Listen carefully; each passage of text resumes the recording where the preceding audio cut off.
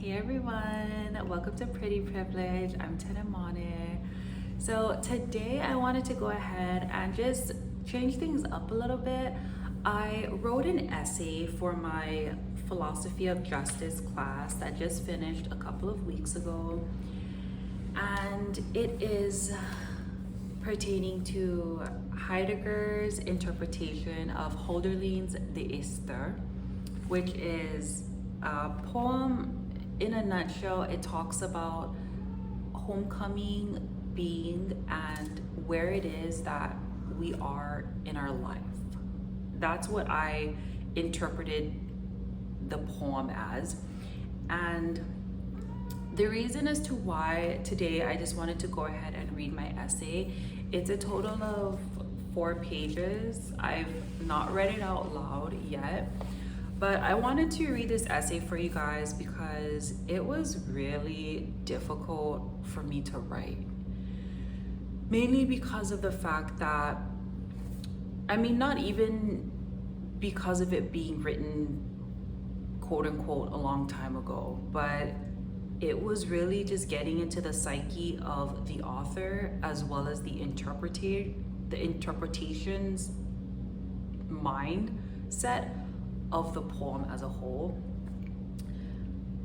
Let's just get into it. I hope that you guys like it.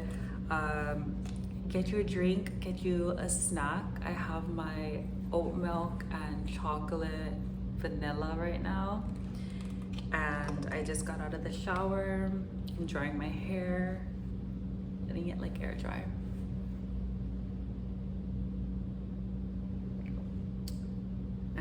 Yeah, I hope you guys like it. I'm really nervous. My writing is, I don't know. I love writing and I love creative writing, but going into concept with this whole essay was a challenge, a really good challenge that I needed that push from. So, by Tenemane and read by Tenemane, The Ister. The number of sections from this poem reflects transitioning moments within our lives. The beginning of welcoming fire, commonly known as the most impulsive element, allows us to be brought into a rage of desire and passion for knowing what and why we are here. The Ister symbolizes what it means to be home versus homeless, an imprint of culture within the text, giving us sense and thoughts on if we are all wanderers, then what good do we truly establish? You cannot unsee what you just saw, but in terms of one cannot unread what I just read, is how the Ister influenced me. Heidegger's interpretation of the notion being at home and being unhomely determines his reading of Hölderlin by giving root definition of what home means. Home is italicized. From when the first man and woman walk this earth, the need to survive has been important. The term home, derivative from him, is a safe place or dwelling one can comfortably return to for survival after being out all day from hunting. Both man and woman create such a sanctuary that it has become universally common for all people to incorporate into their life.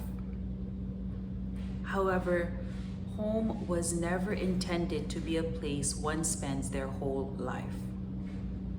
Hölderlin connects the homely and unhomely interpretation because of believing we become native to what we know after a certain amount of time. Yes, we know the meaning of home, but after years of returning to the same sanctuary, it will not become foreign until we leave it. When we can witness the ways other people live their lives, that is where the river will lead us. Unhomely introduces itself because once we leave for a certain amount of time, like a year or more, when we return to our home, there are new feelings from it that were not there prior to have leaving. We had to leave. For that amount of time, we had to go to discover its essence on what makes a home special to us. to learn how it feeds into our soul and psyche that alters the way in which we perceive all homes to be. By being homely, we enter a state of mind that attaches ourselves to tangible items. But in the unhomely mindset, we surrender all those items. We know we can never step into the same river twice because it is forever changing from the form. I believe homes have the same structure. As we age, the home does with us, and both of us take and receive energies of care that builds its foundation. When we leave and become a foreigner, the built foundation remains within us to build a new one wherever we may go. In quotations is home. The tension between one's homecoming signifies one must travel to foreign lands and live a different form and live a different life than what they are used to for a deeper understanding of their home. One argument from this interpretation is knowing who we are and always will be homeless. In terms of needing and desiring a forever place to call our own, we were never meant to live in one specific place. And that way of thinking makes for an unrealistic way of living. Some follow their herd, the village, others get pushed out from stronger herds, or one chooses to leave a herd in exchange for a life by and for self. At some point in our life, we all become foreign to what we know as being safe. Hölderlin understands the river functions as a returning, a coming back from, but Heidegger sees it as an origin that awaits. The river could be symbolic to where life begins and where it ends. Hence, humans know that this is where our truest home and homecoming lie. Within a special kinship, unearthing between Germans and Greeks, tragedy and power have influence within the Ister. Techne is introduced in ways of trying to figure out an answer towards life and merit. So this would be life right here, and this would be merit, having some sort of chiasm. Techne is introduced in ways of trying to figure out an answer towards life and merit. Humans dwell upon the earth, signifies our existence is achieved in forms of actions honorable in what we love doing. Our honorable actions symbolically turn holy, which in turn bridges separation between humans, the gods, and demigods. Hercules is mentioned, and the correlation is how Greeks and Germans come together in thanks to the Dunabim. It allows the two to bridge together by mindset and commonality of nature. My agreement towards knowing we contribute to reaching the other side stems from having to know who we are. Originating from leaping forward in our own life brings about difficulties in freeing ourselves from what we are used to hearing and listening to with family and peers, sometimes dictates personal actions and thoughts. By becoming known of these attributes, I believe one can free their own mind from limitation, though it is most difficult because of the fact of not seeing anyone who has done so themselves. So this part pretty much means that when you're surrounded by certain people, lifestyle, music, texts, in order for you to think differently, you have to go away from what it is that you're used to then have a different type of mindset that may or may not change how it is that you feel and think. Hölderlin executes trial in connection to the polis because of acknowledging from that we learn to build our own identity. We can all relate because our current polis is what we are a part of once we leave our home. In today's day and age, polis surpasses that of both Hölderlin and Heidegger by extending polis to be what can be accessed on a device. So this part is Hölderlin and Heidegger's polis was you had to leave in order to know what was going on around the world. In today's day and age, all you have to do is look at a device to understand what's happening in different parts of the world. Our city or state and information congruent to it has no limits, since all of what goes on and around the world can be seen within seconds. Unlike both authors, a few questions came into mind about reaching the other side, then versus now. When you enter a foreign place, how do you understand more of yourself? Foreign mentality? Question mark. Hölderlin made me realize a part of me I never knew existed. We understand more of ourselves by realizing we are more similar than we are different. Aside from new languages, food, lifestyle, and rhythm, the mental state of progress continues in every place we travel to. We adapt and change even within our native lands, but metamorphosis is bound to happen when visiting, then living far away from what and where we call home. Homecoming is italicized what after one has been called a foreigner. Homecoming is re-entry, so you're coming back to a place that you were once a native to. You left X amount of years, you come back and you feel like a foreigner. So homecoming is re-entry of what you were used to experiencing daily to being absent from. The process in which it took your mind to adjust towards your new life is the reason why you are deserving of homecoming. It symbolizes strength, determination, and holiness that only the human spirit can relate to. Can one ever return back to being a native? Take example for me, I left Hawaii almost, 12, 13 years ago. If I were to go back, would I still be quote unquote considered a native? Or could I ever go back to living how I once was prior to me leaving? Yes. I believe Hölderlin has a main intention of what native is, though our home is what we carry near to us. As a foreigner, it seems the furthest. Natives are still self within growth, meaning you can take the girl from off the island, but you can't take the island from out of the girl. Have you guys ever heard that quote? That came to mind when I wrote this. An example being is on late night shows where celebrities are being interviewed in the city they were raised and are asked questions as to how that specific place, their home, their environment shaped their earliest memories is example of native. Because celebrities, when they go back to where they're from, they still feel this sense of belonging, of I am from here, I am a product of wherever it is that they're from. The place in which they are from will forever be imprinted within their soul. And unless you leave the nest, this concept is really difficult to comprehend. However, a person, I believe, can be both. You can be a native and you can also be a foreigner within wherever it is that you live. Is polis ever changing? What about politics? Yes, as stated, polis today, with where it is that we are right now.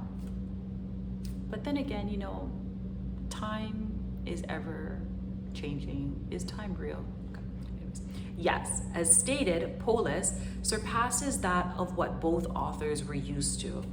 With where we are as a civilization, a lot has changed in terms of communicating, comprehending, and living amongst one another's. With politics follows foreign trading, money, and immigration amongst all different types of people. With much constant movement, it may seem more difficult for news to stay within one certain place without it being shared or altered. But, however, I believe our most truthful polis is one that represents the river, in which we are all connected as human beings.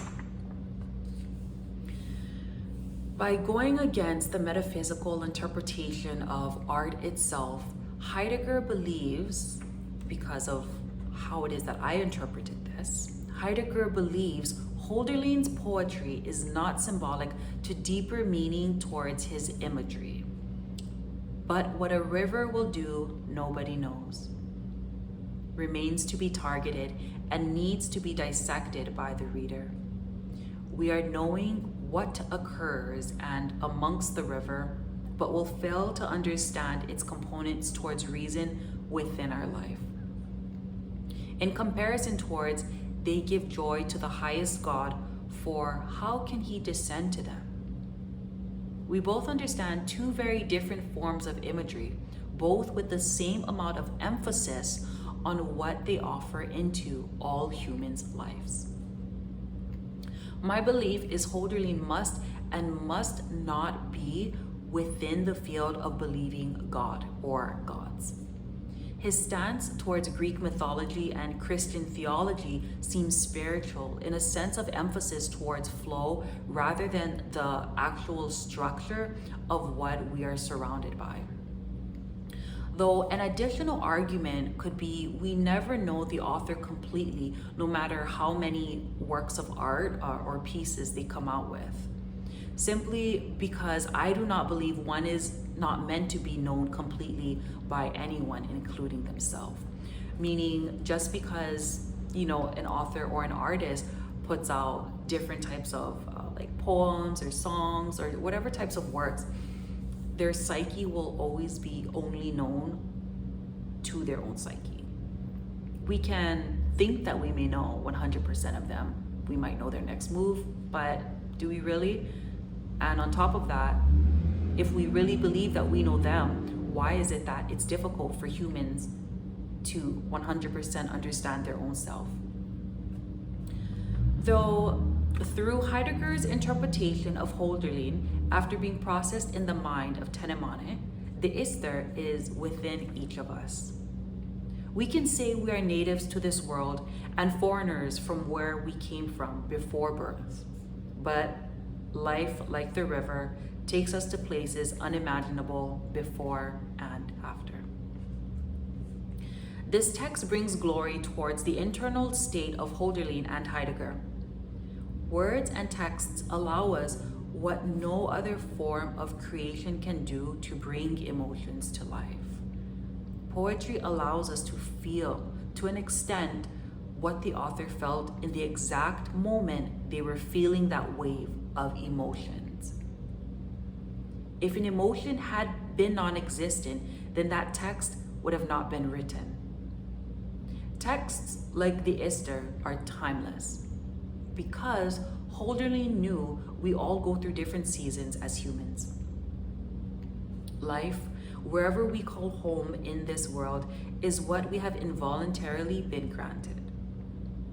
With it, we decide what to do while we have the time and the energy. This poem was very romantic in ways of which the confirmation of what is greater than us will always be just that. And we have no choice but to accept it all. Accept, not understand. Yes, it made me want to travel to Europe to breathe the same air Hölderlin once did, to experience passion from his stance.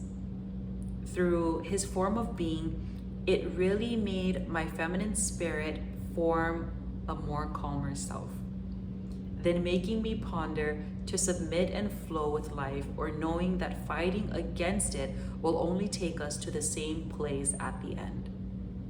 The Ister's interpretation of the universe shines light on us all as a whole collective. The feminine sentence, I want to read it to you guys again. Through his form of being, it lubricated my feminine spirit to form a calmer self. I didn't want to say the word lubricated, but I did not want to hold back within the truth of what it is that I wrote via my words. That is the Ister and read by Tenemane. You guys, thank you so much for watching. I really hope that you guys enjoyed it. Like I said, this was a very hard poem for me, a hard piece for me to write in all of my years of studying philosophy only because of the fact, the concept, and the mindset that I had to be in and understand from Heidegger and Hölderlin's as well too. It was like mind-blowing, y'all. You see my chocolate at the bottom. And it was great though. You know, it was really good. I am currently reading some, who else am I reading right now? I'm reading some other texts right now. I forgot, I can't think of any right now. I'm enjoying my summer too much. But yeah, I hope you guys enjoyed it. Thank you so much, you guys, for watching, and I'll see y'all later. Aloha. And I also wanted to add, you guys, if you guys are interested in what I'm drinking right here, I'll go ahead and list the ingredients here in this video, as well as down in the description if you guys ever want to make it. It's so delicious, it's very yummy, definitely a very nice drink, especially on like a hot day. So yeah, I hope you guys enjoy it.